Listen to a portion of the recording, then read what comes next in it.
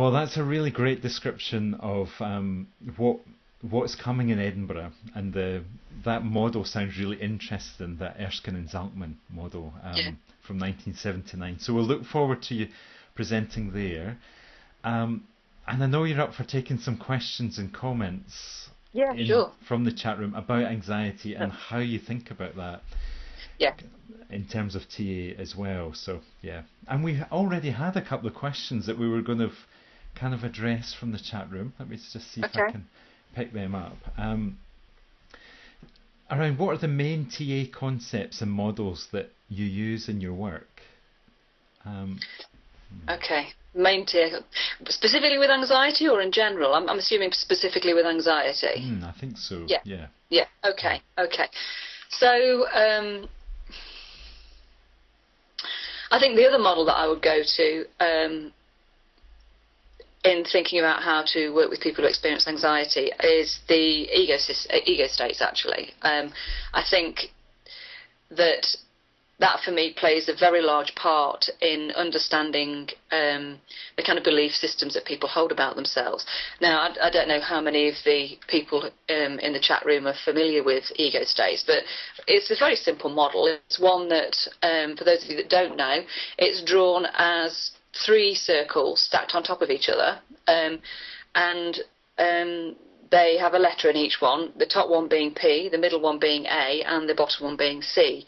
And how we talk about that, we think about this, is it's a structure of personality. So it's a way of understanding how we manage and deal with our experience, actually. And the way in which it's explained is that the parent part of us, P, is a collection of thinking and feeling and behaviour that we've taken in from significant people around us. Parents, aunts, uncles, grandparents, maybe teachers at school, a whole collection of people. So it's where we are children and we identify. It's a kind of identificatory process where we see somebody who's significant to us responding in a certain way to a stimulus, and we take in that experience and then we use it for ourselves. So I think this can be really helpful in thinking about sort of people's relationships when they were children with their parents, and particularly those people that are anxious. Because if you had an anxious parent or you've been around people who are worrying for whatever reason, then I think we can, as children, they can take in that experience and then start to use it and replay it for themselves. So an example might be, mum getting worried about dad coming home late from work, for example. Now there's lots of different ways in which a parent or wife might think of and feel about the fact that the partner was coming home late from work. They might be annoyed, they might not be bothered at all, they might express some degree of concern. There's a full range, isn't there, of options of sort of emotional responses. But I think that what happens to people who are anxious is that they'll have experienced sort of an anxious parent in some way or another, very often. So that's the parent part of the model.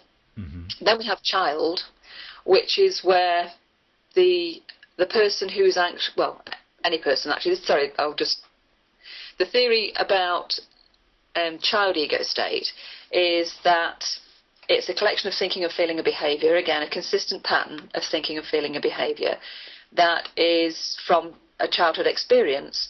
So we might, for example, when we're children, have an experience which is quite important to us. It might be something pleasurable, such as being on the beach, jumping in the waves, and then the next time we go to the seaside when we're an adult, we find ourselves reliving that experience. And it's not just that we remember it; it's that we completely re-experience that moment with all of the emotional content and all of the thinking and the feeling that goes with it. So if you think as a child, if you've had experiences when you're a kid that are frightening in some way or anxiety provoking, then that again can be an experience which stays with you. So something happens in the present and you go back to, a bit like being on a rubber band. In fact, we talk about being on rubber bands in TA.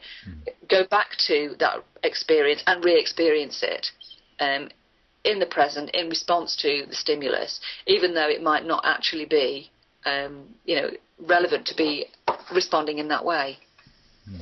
Yeah?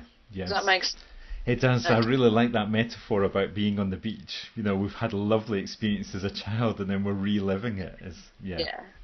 Well, I guess, you know, if there are people who've got kids who have maybe found themselves building sandcastles with their children and perhaps feeling just like they did when they were there, you know, when they were a child. You know, I think that is one of the ways in which we can access child ego state in a way which is actually very enjoyable.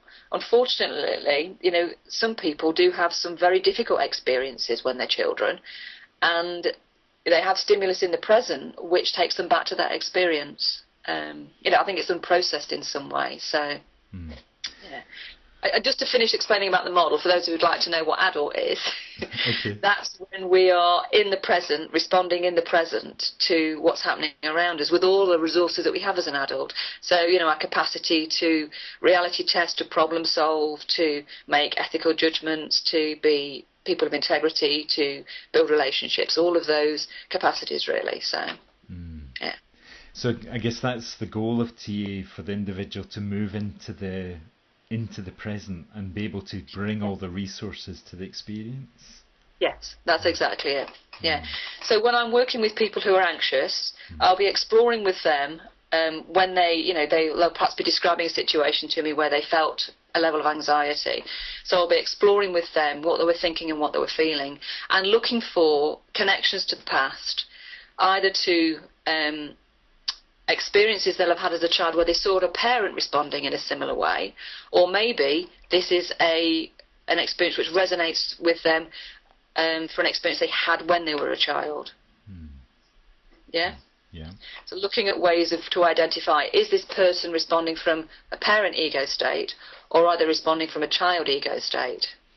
Yeah, so to try and work that out and help the person move into the adult state.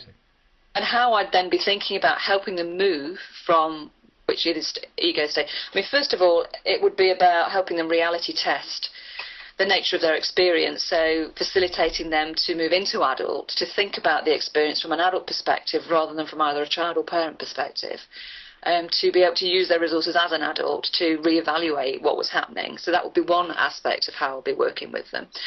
But other aspects would be to, if it's parental, to challenge the parental thinking that might go with that, and if it's child, to perhaps facilitate them in exploring what the feeling was that they were having, as well as the thinking, and help them to access what they might have needed as a child that they perhaps didn't get, that caused them to experience the anxiety in the first place. Yeah, so what was missing in that part of the development, I guess. What was missing in that part of development, that's right, yeah. And I get that sounds like it can be really challenging if it's in that unprocessed state, that it's not something that can necessarily be described by the client. Yeah, it can be, definitely. Challenging work, But that's a really clear explanation of the theory, Lynn. That's so helpful, and I think there's so many questions already, so I hope we can get to most of them. But one that seems particularly relevant to what you've been describing in terms of the theory and some of the things that we talked about in preparation for the interview was, how do you take the fear out of anxiety to actually explore the anxiety? Okay. How do you take the fear out of anxiety to explore the anxiety? I think there's several strands to this, actually. First of all, I think what's important is